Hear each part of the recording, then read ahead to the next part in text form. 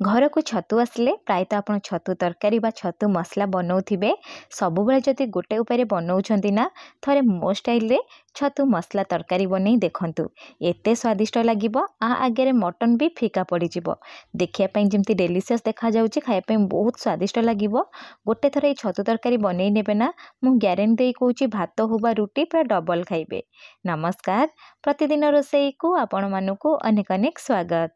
आपण मानक अनुरोध रहिला जदि चैनल रे नुआ अछंती प्लीज चैनल को गोटे सब्सक्राइब करनेबे ता सहित वीडियो को प्लीज गोटे लाइक करेंगे। यही छतुर मसला तरकारी बनने प्रथमे कौन करना ना गोटे कड़ाई बसैबा से देदबा 2 चामच तेल। तेल जितेबाला गरम हो गोटे मीडियम साइज पियाज को फाइनली चॉप कर नहीं पियाज को देदबा। पियाज को दे सारा पर फ्लेम को ये मीडियम टू हाई रखा। मीडियम टू हाई फ्लेम रे पियाज को लाइट ब्राउन कलर हवा जे भाजी नवा। देखिपे पियाज रा कलर चेंज हो गलानी। एबे आमे सब पियाज को काढ़ी नवा। काढ़ी ठंडा पाई बाहर छाड़ीदबा। ठंडा हो सारा पर आपको गोटे पेस्ट बन नवा।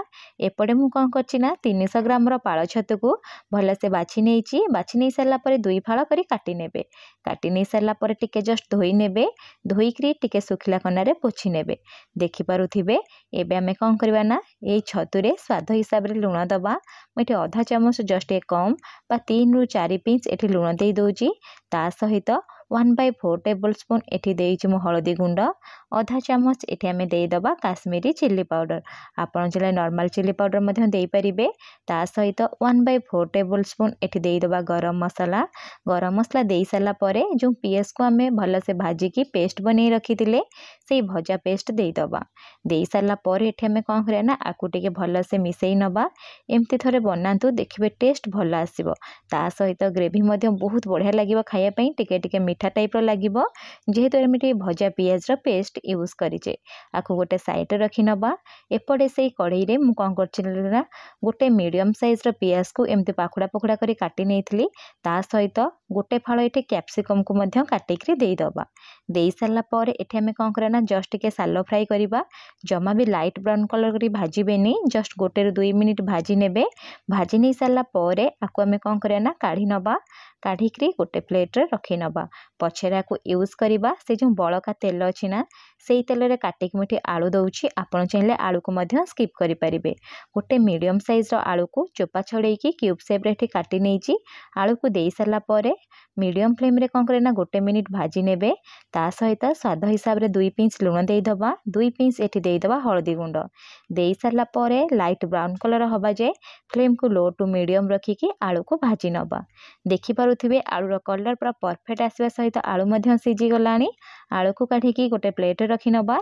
से जो बड़का तेल अछि ना सेथरे गोटा गरम मसला यूज करबा।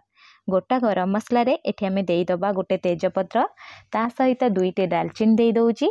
आधा चामच एठी आमे देई दबा जीरा। देई सारला परे जस्ट गोटे मिनिट एठी आपण कोन करे ना भाजी नेबे। भाजी नहीं सारा पर मुठी 5 रु 6 रसुण कोला। ता सहित गोटे इंच अदा और गोटे टमाटो को पेस्ट बन नहीं से टमाटो पेस्ट दे दबा। दे सारा पर एठी आपण कोन करियो ना गोटे रु 2 मिनिट प्रथमे कसी नेबे। जेहेतु अदा और रसुण रा कंचा स्मेल आसी थाए ना सेथमे गोटे रु 2 मिनिट कसी नेबे। कसी नहीं सारा पर 2 रु 3 पिंच एठी लुण देबे। मने रखिथिबे छतुरे मध्य आमे लुण देइचे। ता सहित आलू भाजला बेले मध्य लुण देइचे। एठी केवल ग्रेवी बा मसला पई एठी लुण यूज करिवे। लुण दे सारा पर जस्ट टिके मिसई नबा।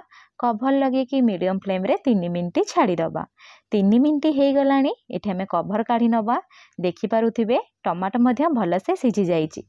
एबे आमे कोन करबा ना फ्लेम को लो टू मीडियम रखिबा। लो टू मीडियम फ्लेम रे टमाटो को गोटे रु 2 मिनिट कसी नबा। कसी नहीं सारा पर फ्लेम को एबे लो करिदबा। लो फ्लेम रे आधा चामच देई दबा काश्मीरी चिल्ली पाउडर। ता सहित आधा चामच मुठी किचन किंग मसला देइची। आपण चाहिले देई परिबे नले आ जगह रे अलगा किछि मसला यूज करिवे। 2 पिंच हळदी गुंड देई दबा। देई सारला परे सुखिला हबे मसला को गोटे रु 2 मिनिट लो फ्लेम रे कसी नबा। देखि पारुथिबे मुठी मसला को कसी सारलानी। एबे आमे कोन करना मैरिनेशन करी रखिथिबा छतु को देई दबा। जेहेतु आमे छतु केटी भाजी की मैरिनेशन करिने कंचा रे मैरिनेशन करिजे सेति पई फ्लेम को मीडियम रखिबे। मीडियम फ्लेम रे प्रथमे कोन करना छतु को 2 रु 3 मिनिट पई भाजी नेबे। भाजी नहीं सारला परे छतु सिझिया पई कभर लगेई देबे। कभर लगेई की मीडियम फ्लेम रे पाखा पाखी 4 रु 5 मिनिट छाड़ी देबे। 4 ରୁ 5 ମିନିଟ୍ ହେଇଗଲାଣି। ମୁଁ ଏବେ କଭର କାଢ଼ି ନେଉଛି। ଦେଖିପାରୁଥିବେ ଛତୁରୁ ପୁରା ଭଲସେ ପାଣି ବାହାରି ଯାଇଛି। ଏବେ ଆମେ କ'ଣ କରିବା ନା ସେଇ ପାଣିରେ ଛତୁକୁ 1 ରୁ 2 ମିନିଟ୍ ଭାଜି ନେବା। ଦେଖନ୍ତୁ ଛତୁ ପୁରାପୁରି ସିଝିଗଲାଣି। ଏବେ ମୁଁ କ'ଣ କରୁଛି ନା 1 ରୁ 2 ମିନିଟ୍ ଛାଡ଼ିଦେବି। 2 ମିନିଟ୍ ପରେ 2ଟି କଞ୍ଚା ଲଙ୍କାକୁ ଏମିତି ଚିରା ମାରିକି ଦେଇଛି। କଞ୍ଚା ଲଙ୍କା ଦେବେ, ଦେଖିବେ ବାସ୍ନା ଭଲ ଆସିବା ସହିତ ଟେଷ୍ଟ ମଧ୍ୟ ଭଲ ଆସିବ। ଦେଇ ସାରିଲା ପରେ ଜଷ୍ଟ 1 ମିନିଟ୍ କଷି ନେବେ। କଷି ନେଇ ସାରିଲା ପରେ ଭାଜିକି ରଖିଥିବା ଆଳୁକୁ ଦେଇଦେବେ। ତା ସହିତ ଯେଉଁ ସାଲ ଫ୍ରାଏ କରି ରଖିଥିବା କ୍ୟାପ୍ସିକମ୍ ଆଉ ପିଆଜକୁ ମଧ୍ୟ ଦେଇଦେବେ। ଦେଇ ସାରିଲା ପରେ ଆକୁ 1 ମିନିଟ୍ ଭଲସେ ଟିକେ କଷି ନେବେ। ଥରେ ଏହିପରି କ୍ୟାପ୍ସିକମ୍ ପିଆଜ ଦେଇ ବନାନ୍ତୁ। ଆପଣ ଚାହିଁଲେ କ୍ୟାପ୍ସିକମ୍କୁ ଏଠି ସ୍କିପ୍ କରିପାରିବେ, କେବଳ ପିଆଜ ମଧ୍ୟ ଦେଇପାରିବେ। ଦେଇକି କଷି ସାରିଲା ପରେ ଏବେ ମୁଁ କ'ଣ କରିବି ନା 1 ମିନିଟ୍ରୁ 2 ମିନିଟ୍ ଏହିପରି ଛାଡ଼ିଦେବି। 2 ମିନିଟ୍ ପରେ ମୁଁ ଏଠି କ'ଣ କରୁଛି ନା 1 ଚାମଚ ଦେଇଦେଉଛି tomato ketchup. Tomato ketchup totally optional ଅଛି, ଆପଣ ଚାହିଁଲେ ଦେଇପାରିବେ, ନହେଲେ ନାହିଁ ସ୍କିପ୍ କରିପାରିବେ। ଦେଇ ସାରିଲା ପରେ ଆକୁ ଆମେ କ'ଣ କରିବା ନା ଟିକେ ଭଲସେ ମିଶାଇ ନେବା। ମିଶାଇ ସାରିଲା ପରେ ଏଠି ମୁଁ କ'ଣ କରୁଛି ନା ଯେତିକି ଗ୍ରେଭି ରଖିବି ସେଇ ହିସାବରେ ପାଣି ଦେଉଛି। ଯଦି ଆପଣ ଚାହିଁବେ ଶୁଖିଲା ଏହିପରି ବନେଇକି ରୁଟି ବା ପରଟା ସହିତ ମଧ୍ୟ ଖାଇପାରିବେ, ନହେଲେ ଭାତର ସାଇଡ଼୍ ଡିଶ୍ ହିସାବରେ ମଧ୍ୟ ଖାଇପାରିବେ। ପାଣି ଦେଇ ସାରିଲା ପରେ ଆକୁ ଆମେ କ'ଣ କରିବା ନା ଜଷ୍ଟ ଟିକେ ମିଶାଇ ନେବା। ମିଶାଇ ସାରିଲା ପରେ ଫ୍ଲେମ୍କୁ ଏଠି ମିଡ଼ିୟମ୍ ଟୁ ହାଇ ରଖିବା। ମିଡ଼ିୟମ୍ ଟୁ ହାଇ ଫ୍ଲେମ୍ରେ କଭର କରିନେବା। କଭର କରିକି 4 ରୁ 5 ମିନିଟ୍ ଛାଡ଼ିଦେବା। 4 ରୁ 5 ମିନିଟ୍ ହେଇଗଲାଣି। ମୁଁ ଆପଣଙ୍କୁ କଭର କାଢ଼ିକି ଦେଖାଉଛି। ଦେଖିପାରୁଥିବେ କେତେ ସୁନ୍ଦର ସେ ଆମର ଛତୁ ମସଲା ତରକାରୀ ପୁରା ବନିକି ରେଡ଼ି ସରିଲାଣି। ଏବେ ମୁଁ କ'ଣ କରିବି ନା ଆକୁ ଟିକେ ଭଲସେ ମିଶାଇ ନେବି। ଯଦି ଆପଣଙ୍କୁ ଗ୍ରେଭି ଦରକାର ହେଉଥିବ ତାହେଲେ ଏଇ ଟାଇମ୍ରେ ଆପଣ ଖାଇପାରିବେ। ମୁଁ ଏଠି ଟିକେ ଶୁଖିଲା ଟାଇପ୍ର ବନାଉଛି, ସେଥିପାଇଁ 2 ରୁ 3 ମିନିଟ୍ ଆଉ ଲୋ ଟୁ ମିଡ଼ିୟମ୍ ଫ୍ଲେମ୍ରେ ଫୁଟାଇ ନେବି। 2 ରୁ 3 ମିନିଟ୍ ପରେ ଆପଣ ଦେଖିପାରୁଥିବେ କେତେ ବଢ଼ିଆ ସେ ଛତୁ ମସଲା ତରକାରୀ ପୁରା ବନିକି ରେଡ଼ି ସରିଲାଣି। ଲାଷ୍ଟକୁ ଏଠି ଆମେ କ'ଣ କରିବା ନା ଅଳ୍ପ ଟିକେ କାଟିକି ଧନିଆ ପତ୍ର ଦେଇଦେବା। ଧନିଆ ପତ୍ର ଦେଇ ସାରିଲା ପରେ ଆକୁ ଆମେ ଟିକେ ଜଷ୍ଟ ମିଶାଇ ନେବା। ଆପଣ ଥରେ এই ଛତୁ ମସଲା ତରକାରୀ ଘରେ ବନାନ୍ତୁ। କେମିତି ବନିଲା ମୋ ସହିତ କମେଣ୍ଟ ସେକ୍ସନରେ ସେୟାର କରନ୍ତୁ। এই ଛତୁ ଆଗରେ ନା ରେଷ୍ଟୁରାଣ୍ଟ ବା ଢାବାରେ ମିଳୁଥିବା ଚିଲି ଛତୁ ମଧ୍ୟ ଫିକା ପଡ଼ିଯିବ। ଯଦି ଆପଣଙ୍କୁ ଏ ଭିଡ଼ିଓଟି ପସନ୍ଦ ଆସିଥିବ ପ୍ଲିଜ୍ ଭିଡ଼ିଓକୁ ଗୋଟେ ଲାଇକ୍ କରିବା ସହିତ ଚ୍ୟାନେଲରେ ଯଦି ନୂଆ ଅଛନ୍ତି ଚ୍ୟାନେଲକୁ ଗୋଟେ ସବସ୍କ୍ରାଇବ୍ କରିନେବେ। ସାଙ୍ଗ ଆଉ ଫ୍ୟାମିଲିମାନଙ୍କ ସହିତ ସେୟାର କରିବେ। ପୁଣି ଦେଖା ହେବ ନେକ୍ସଟ ଭିଡ଼ିଓରେ। ରହିଲି, ଧନ୍ୟବାଦ।